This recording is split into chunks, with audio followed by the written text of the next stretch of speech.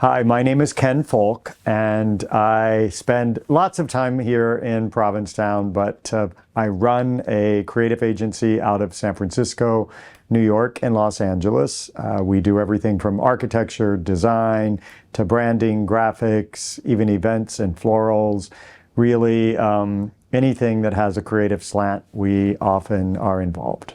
We have lived across the street from the Mary Heaton Vorse House, as we call it, since 2012. Prior to that, we've had a home in Provincetown since 2006, and first came here back in the early 1990s and fell in love, and then moved to California and kept coming back. So our house is directly across the street from the Mary Heaton Vorse House, and Mary Heaton's granddaughters approached us with the idea that we might somehow save this house. I think they recognized that it was forlorn, but it was also probably a lot of a project for most people and daunting, and knew that I had a deep, endearing love of Provincetown and the history of this place.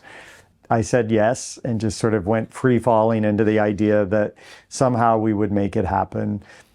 So we bought the house with no particular plan as to what to do or really even how to save it. I had never been in the house until we began this conversation. I was mesmerized by the story of the house itself. It was from 1760 to somewhere in there to 1780.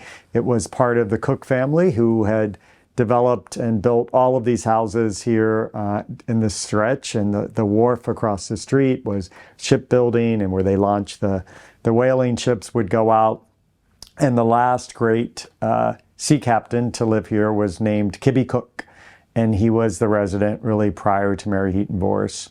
I came into the house, saw it, her books were still here, many artifacts from her time in the house were here, but it had been more than 40 years since she had passed away, and the house had been handed down and had many residents here, but really hadn't been cared for in any meaningful way. It certainly had been loved, just not maintained. And so we really, at first, weren't sure how to save it. It was so rotten. We needed to hand dig a foundation because the house wasn't even strong enough to have it jacked up. Everyone kept telling me, we really needed to sort of gut the house. And I refused to believe that and was determined to, for me, Provincetown isn't just this physically beautiful place, and it's filled with wonderful, amazing people, but it's also these structures that tell the story of the town, and it's just not how they look on the outside. It's the lives that's been lived on the inside of them. And so much of that has been erased. And I was sort of bound and determined that that wouldn't happen here. So with the help of Nate McKean, who is a local artisan and contractor who I'd gotten to know, he teamed with us and really helped us figure out how we could maintain the integrity, the historical significance of the house, yet provide new heating, electrical, plumbing, structure, all of those things that a modern house needs. But so we took it apart board by board, literally pulling up the floorboards and numbering them, trim, etc., came off the walls to go back where it had been taken off. And so anything you see in the house that has patina to it really either was from exactly where it was, and that's the original patina, or was a piece found in the house and we reused it in order for it. For instance, the kitchen is made entirely out of parts of the house because the kitchen was not a historical element. It was something that had been changed in the 70s with glued down linoleum and rusty metal cabinets. And so a majority of the things you see in the house, that perhaps some of them feel like they've always been here, which kind of was the purpose. Many of them came from our warehouse in California, where I've collected things for decades. Some of them came with the house that were left by the family, that they wanted to stay with the house We have a wonderful secretary that's here that's filled with Mary Heaton Vorse's books that she's written. It has her framed obituary and her little spectacles. We have a few of her little spectator hats that she had. The library here is filled with all of her books. Those are originally her books.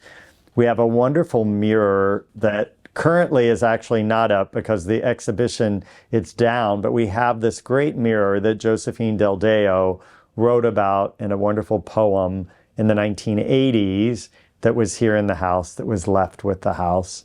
And so there's probably a half a dozen items that are here. The other items really were things that I think I felt might belong in the house to add to the character, to add to the feeling of sense and place. And it somehow all came together without any, prescribed plan. Normally when we work on jobs, we are very prescribed. Everything has a home. We spend, months and years planning and picking and matching fabrics and all of the things that decorators love to do. And, I certainly didn't want the house to feel that way. I wanted the house to feel as if it had been collected over time.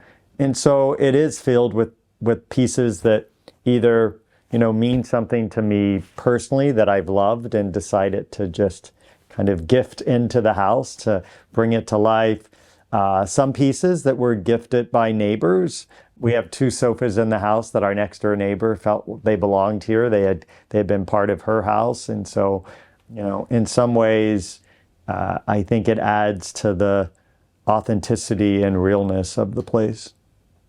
I wanted to do something that was more than just writing the occasional check and having a good time with my friends and riding my bike and loving this place, but how could we make a contribution that might be more significant or lasting, and let other people share in the joy that I get out of experiencing these special historical places.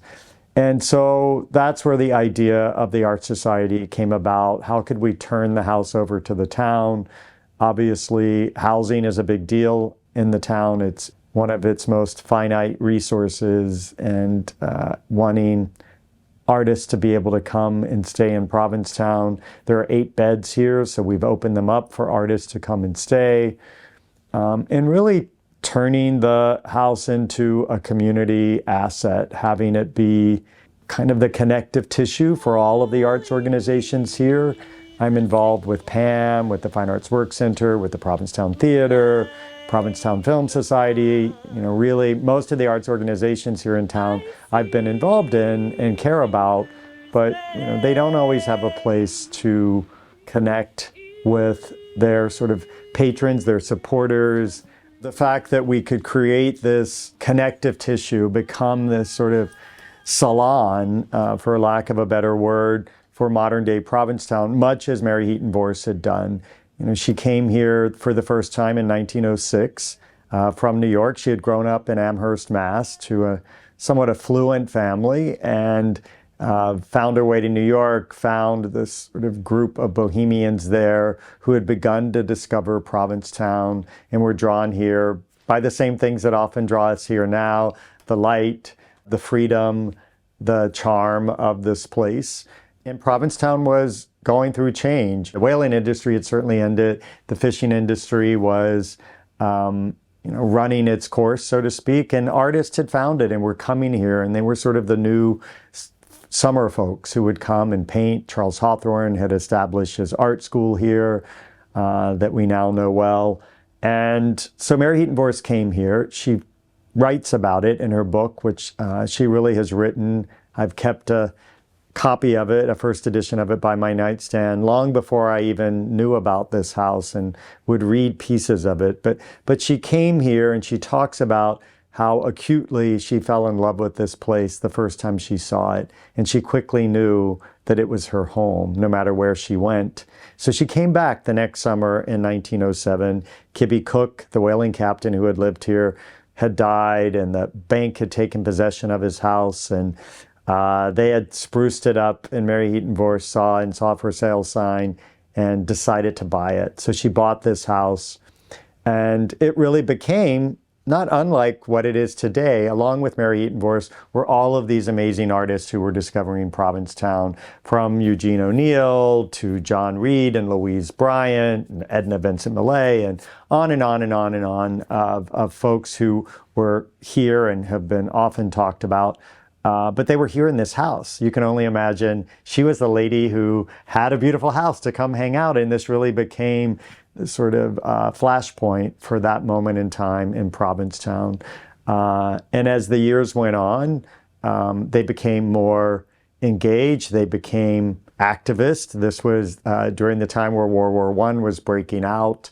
Many of Mary Heaton Vorse's books here in the house, which we still have her library, are in Russian, which is sort of interesting to know. They were deeply involved in the labor movement. Mary Heaton Vorse was an accomplished writer, an activist. She was a labor activist. She went to many of the labor strikes. She was shot at. She's grazed by a bullet. There's a great photo of her bleeding from her head where she had gone to one of these violent strikes, but she wouldn't give in. And she even attended the suffragist Congress at The Hague. So she was a formidable woman, but she also loved and was moved by art, along with Joe O'Brien, her second husband, who is the grandfather of the granddaughters who still live on the back of the property, the people who sold us the house. Along with Joe, she bought Lewis's Wharf, which became the Provincetown Playhouse, and all of the first plays with Eugene O'Neill and Susan Glaspell were performed there, both Pulitzer Prize winners. So all of those first plays happened here. And so Mary Heaton Vorse lived in this house, wrote from this house, traveled from here, was a single mom for much of it. She had lost two of her husbands and had to make her way for her family. And much of that happened here. And she lived here until 1966. And so we are very motivated by her and her example and her love of this town, which she writes so poetically about in her book. If you haven't gotten the book, Time in the Town, please do. You can pick it up and read a chapter at a time.